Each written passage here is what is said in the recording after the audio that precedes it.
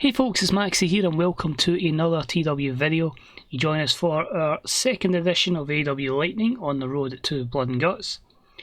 Quite a stacked show. There's, I think, 70% of the show's matches, 30% angles, so a bit more on the angle side than usual. I do have, as I say, most of the card written out for Blood and Guts, and there's still some big names being left off that, so that's pretty promising in that regard.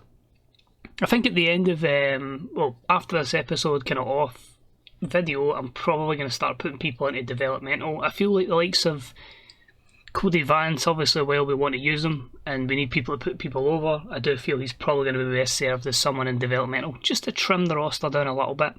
So we might see more people leaving over the course of the next few months, just to kind of give us a bit more. I think I've bloated the roster, but it wouldn't be a TW save without me bloating the roster.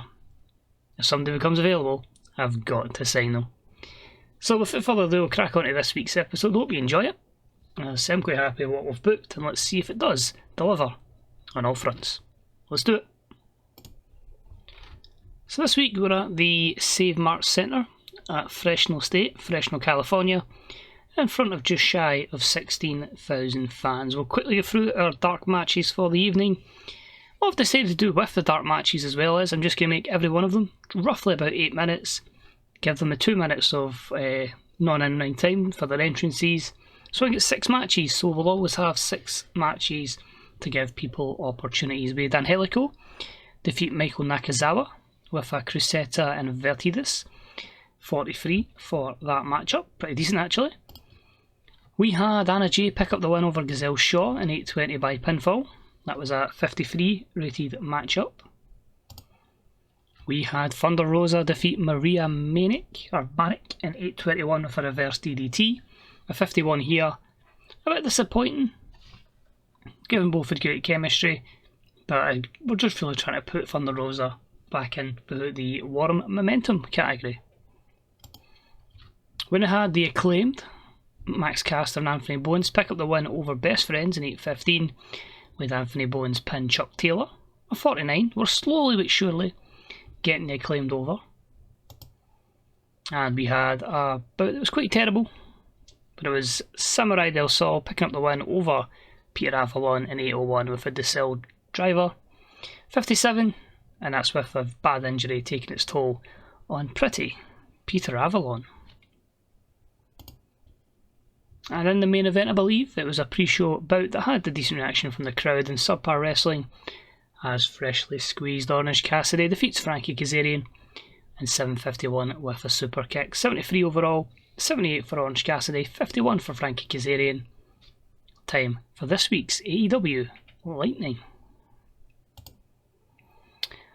So I decided to start the show with Andrade El Idolo, his fiancée in-game, Ashley, just basically laughing and mocking at Syria, because obviously Ashley just drenched her last week with water, obviously trying to prove that she is the queen around here, and that she's just going to step on everyone's toes as she arrives. But it doesn't lead to Syria coming out, it leads to the bastard PAC coming out, and he says, just finds it funny how Andrade, he's come in here and he thinks he's the business and all that. I feel like, it's a bit of a bastard move doing what he's done to Syria. And there's only one bastard in AEW, and that's PAC. And he says, as someone from his home country, of course, being from England, both of them from England, and he says he will more than happily assist Syria in taking down Ashley and Andrade if it gives him an opportunity to boot Andrade square in the mouth. Mick Foley says, whoa, that's fine. Blood and Guts, we'll have that mixed tag team match. We'll have Andrade El Idolo team with Ashley to take on Saraya and PAC. But tonight, we're going to have a blockbuster main event. We are going to see PAC team with Kenny Omega to take on Andrade El Idolo and Sir Brody Lee. So we end the segment there. 180, maybe could have been better because we had to make it unscripted because of Ashley. Or sorry, she was unscripted, theirs was on script. So it did hamper it a little bit. But 90's decent. and there's still plenty of promos to save the angles over the show. We then get the hype package just to confirm that Omega and PAC versus La Sombra and Brody, because La Sombra is his short name in this, so 68 for that hype package, or match graphic, however you wish to look at it.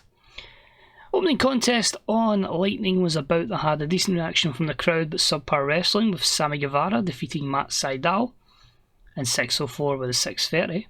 At 71, Sammy's got a very good in-ring performance and he displays that here against Matt Sydal. Sammy also cuts us with an 80-rated promo, as he just basically says that last week Generico was nothing but lucky. He's just a freak behind a mask. He's not a Spanish god, and Sammy Guevara wants to get his hands back on Generico. So the performance obviously of Sammy was good, although his gimmick is getting a little stale. Not the greatest storyline behind it, but it's basically give us Generico versus Guevara. We then had Saraya in action. She was in a terrible matchup, defeating Indy Hartwell in 7:55 with a rib cracker. This gathered the 65, pretty decent there. 76 in-ring performance for Saraya, 30 for Indy, but it serves its purpose, giving Saraya some winning momentum and having her look good out there. We then have a backstage angle between Dr. Britt Baker, DMD, Mercedes Varnado, Chelsea Green and Deonna Purrazzo. Of course, they are Mercedes Varnado's Fashion Empire. Now, this little segment basically sees them all getting ready for a matchup later tonight, but Britt says, if it's okay with you guys, I'll let you handle that trios match tonight. I've got something big to take care of. Girls are all like, alright, okay, we'll see what you mean, as Dr. Britt Baker leaves the dressing room. So why is she leaving? That will be made clear later on tonight, but that's a 47-minute segment for the Fashion Empire. We then had an abysmal matchup as Baylee defeats Tay Conti in 8:56 with the belly to belly suplex. A 56 here, again just building Baylee up as she's not been pushed too greatly by the AI in this, so we have to get her over, and a victory over Tay Conti is the result of that. She then cuts a promo. Again, you can see that her promo skills aren't too great in this mod, although this was way before she had that fantastic time on the Thunderdome era.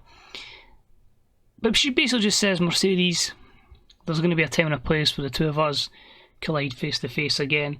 Now, I know you've got your issues coming forward with Kairi Hojo, but once you and Kairi have finished what you need to do, I'll be ready and waiting for you, Mercedes, and we will do battle.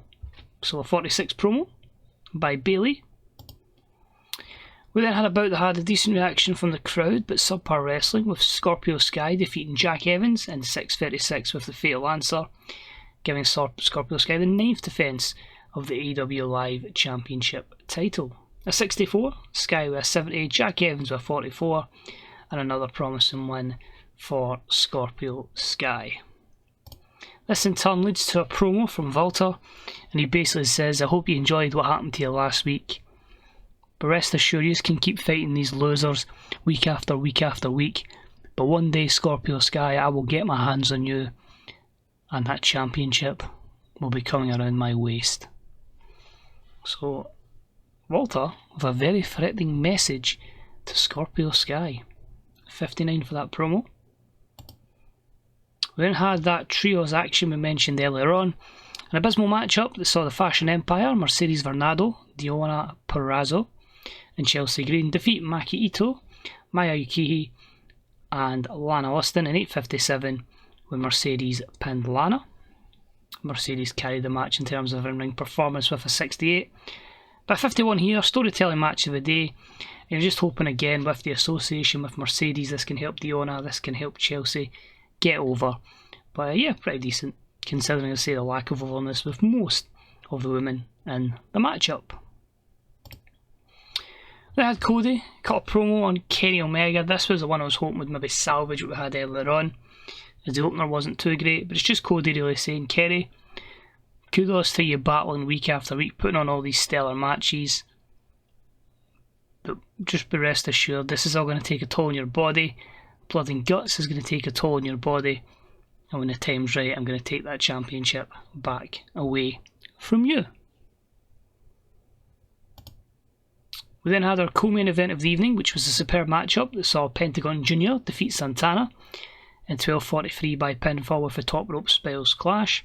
80, there's a bit of a gap in overness here, which meant we have to go with the Pentagon Jr. victory, but we obviously know where this is leading to. Santana gives a 78 performance to Pentagon's 89. And after the matchup, Santana and Ortiz, obviously Ortiz being at ringside for Santana, Ray Phoenix being at ringside for Penta, and it's a 2-on-2 beatdown with ladders from Proud and Powerful, sending a little message to the tag team champions. 83 with both of the Lucha Bros. Performance fantastic. Now main event time, we need to deliver something big, and it's an okay rating, but let's see what's massive about it. It was an exceptional matchup with Kenny Omega and PAC defeating Andrade, Idolo and Sir Brody Lee in 22:16 when Kenny Omega pinned Sir Brody Lee with a one-winged angel. This was due to the fact we also had Adam Cole make his debut, run in and attack Brody. So in 84, 94 performance PAC, 94 Kenny Omega, 91 Sir Brody Lee, 83 Andrade Idolo, and Adam Cole debuting his Egomaniac gimmick, which debuted an initial rating of great. But we are going to go heel versus heel in a feud. It's loosely enforced our heel-face divide, and obviously at ringside with Sir Brody Lee would be his mixed tag team partner Anna Jay, which means we finished the show with Adam Cole and Dr. Britt Baker, DMD, beating the living daylights out of Sir Brody Lee and Anna Jay, and they make a statement in the mixed tag team title picture. 78, Brody was the star here. Dr. Britt Baker looked lost out there, but it shows with the overness that Brody's had and being able to put on Anna Jay that she can cope with that, and hopefully inserting Adam Cole in here, having Dr. Britt Baker as an association with him and with the Fashion Empire, can certainly look to help her overness. I think we might lose Pop here in quite a few places and gain in the lesser ones, but overall as a story progressing show, I'm happy with it. And no, actually it's 82, popularity increase in 27 regions, which will be the lesser ones, so yeah, I'm happy with that show. But I feel like that's covered so much storyline. As I say, we have literally a card of maybe about 11 matches at the moment, and we have covered them all in those last 2 episodes. So we'll jump to the main screen, see what pops up. I always go through this kind of weird thing where I'm like, do I go for... That's not good news. Do I go for a third show and sign more people? Or do I let people go, but I think we don't have enough over people. This isn't good. Phoenix is in hot water after lambasting a fan on social media who later turned out to only be 12. The conversation was leading to an anti-bullying charity call for AEW to take action on Phoenix for his disgusting behaviour. While many have pointed out the conversation was just mild banter, this has not stopped many jumping on the outrage. It's annoying because Phoenix is the guy I've been using to, he's been my go-to guy. That's not good. We'll see what... Well, it's not give us any options yet, but we'll see if that does pop up when the opportunity arises, because like MJF, obviously, when he had the scandal against him, it did take a couple of days for something to pop up. CML are trying to get Atlantis a new contract. Lightning was positive.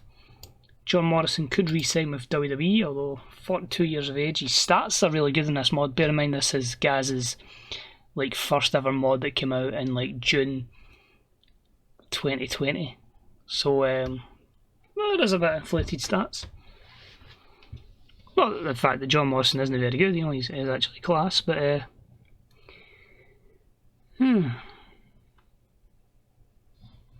I've got enough people. I'll let him keep them since he's 42. So Cody Rhodes says Anna Jay's charismatic, Mick Foley says Lana Austin's charismatic, and we finish it with a 7.17, so you can see the difference by putting that on our network, which is why when Dynamite finishes in TNT we will do likewise here. So that's it. I'll progress a few days if anything does happen with Phoenix. If there's any incident regarding that, we will let you know in the next episode. So thanks very much for watching. Wee thumbs up, deeply appreciated. Any comments, let me know about this, your own saves, wrestling in general. Till next time, take it easy. I'll see you soon. Bye bye.